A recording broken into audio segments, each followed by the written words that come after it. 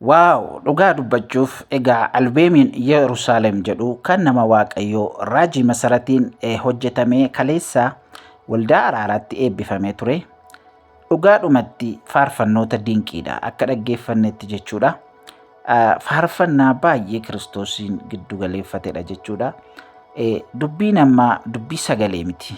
Dubbii ergaati jechuudha. Ergaa baay'ee ajaa'ibaa qaba. Ergaa nama jijjiiruu, ergaa nama jajjabeessuu qaba jechuudha.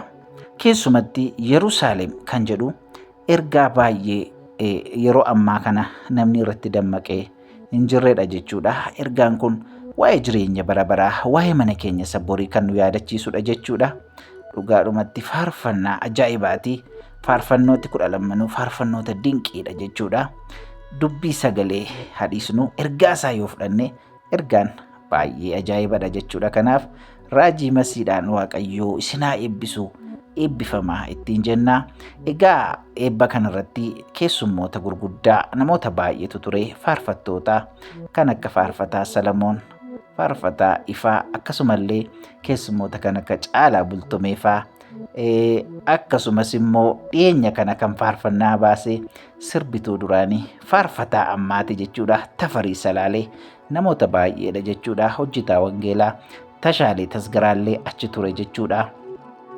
Egaa eebba kanarratti Caalaa Bultumee miliyoona 1.2 garee isaa wajjin biteera jechuudha. CD kana namoonni baay'een gumaacha guddaa gumaachaniiru jechuudha. Baay'ees deeggaraa turanii wanta baay'ee namatti toludha. Waaqeffannaa ajaa'ibaa, hiikamsa ajaa'ibaa dinqiitu ture. Egaa faarfannaadhaanis dhugaadhumatti faarfataa Ifaa deessisaallee bifa ajaa'ibaatiin waaqeffannaa ajaa'ibaa tajaajilaa ture jechuudha. Baay'ee amantoonni eebba guddaa hirmaachaa turanii. Faarfataa Salamoon Alamuullee Waaqayyoon tajaajilaa ture. Keessummoota baay'eetu ture egaa kan maqaa isaanii dhoofne fixuu hin dandeenye jechuudha. Raajii Masiinis egaa bifa dinqiidhaan faarfannaa isaanii faarfatanii eebbi ta'eera jechuudha. Baay'ee namatti tola. Walumaa gala albeema ajaa'ibaati. Yerusaalem albeema dinqiidha. Albeema dhufaatii Yesuus Kiristoosiin nu yaadachiisu jechuudha. Baay'ee gammanneerraa, baay'eetti eebbifamneerraa. Nama Waaqayyoo raajii Masaratiin eebbifamaa ittiin jenna. Egaa maarree amantoonni biyya garaagaraa jirtan faarfannaa kanaan akka eebbifamtan, akka ittiin waaqeffattan gamanumaan isiniif dhaamna. Dhaamsi kun dhaamsa gonfoo miidiyaati. Miidiyaa keessan immoo subscribe, like, share gochuu hin dagatinaa. Eebbifamaa.